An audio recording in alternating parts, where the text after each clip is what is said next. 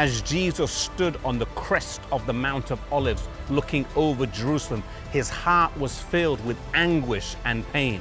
Looking with divine foresight into the future, he could see the Jewish people scattered around the globe, the city lying in ruins, the temple burning, destroyed, and laid to waste.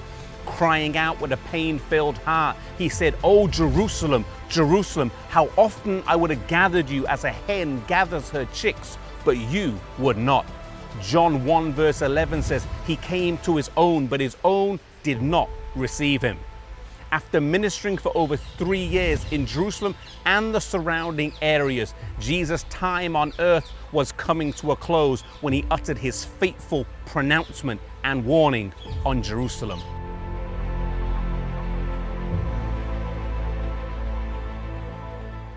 The temple that Jesus looked down upon as he stood on Mount Olives was a second permanent structure to stand in that place.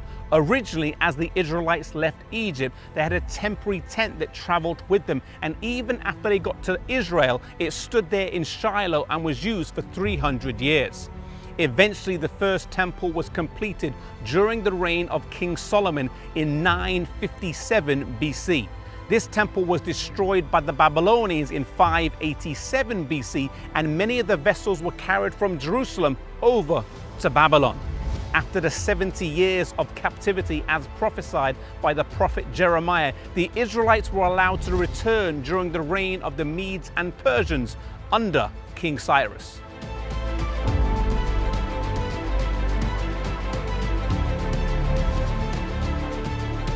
This temple began to be rebuilt in 538 or 537 BC after the decree of Cyrus for the Jews to return to Jerusalem. Then they encountered some local opposition which caused some delays before it was completed in 515 BC. This temple stood for over 500 years, and it was the one that Jesus visited, spoke in as a child, ministered as an adult, and wept and cried over before he was crucified.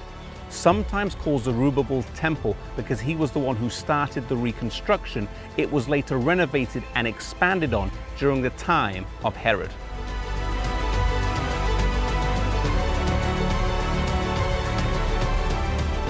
Jesus said in Matthew 24 verse 15 and 16 that when you see the abomination of desolation stand in the holy place, let him which is in Judea flee into the mountains. When the Roman armies first came in AD 66 under the leadership of Cestius, who was the governor of Syria at the time, and planted his armies and insignia outside the walls of Jerusalem, this was still considered holy land as it extended several furlongs from the temple. He was unable to take the Temple Mount and retreated, losing over 5,000 soldiers in the process, according to Josephus.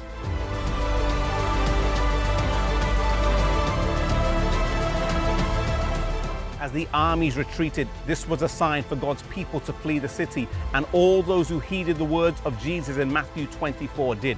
They had a small window of time whilst the Romans were fighting the Jews, and they escaped to the city of Pella, located in modern-day Jordan, across the other side of the River Jordan. All those who were watching the signs escaped the later destruction. This apparent victory over Cestius emboldened the Jews with a stubbornness that would work against them 4 years later, when in AD 70, under the leadership of Titus, the Roman armies returned.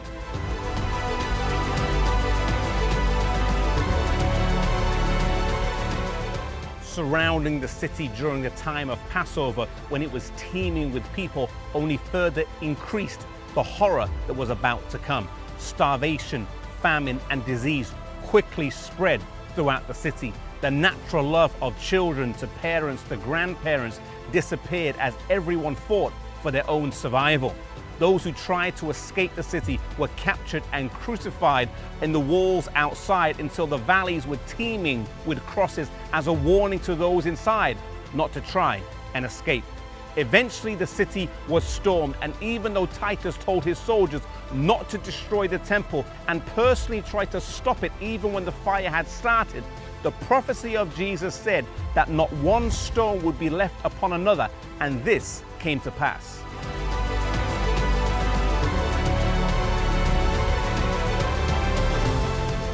Jesus also warned our world today of the coming crisis, and he has given us an outline of the signs of his return, that we're not left in darkness.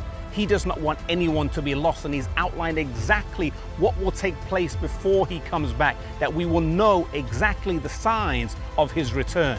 We can rest assured that just like no true believers were killed in the destruction of Jerusalem, so today those of us who are watching the signs will not be destroyed, but Jesus will protect us in the final days of this earth's history.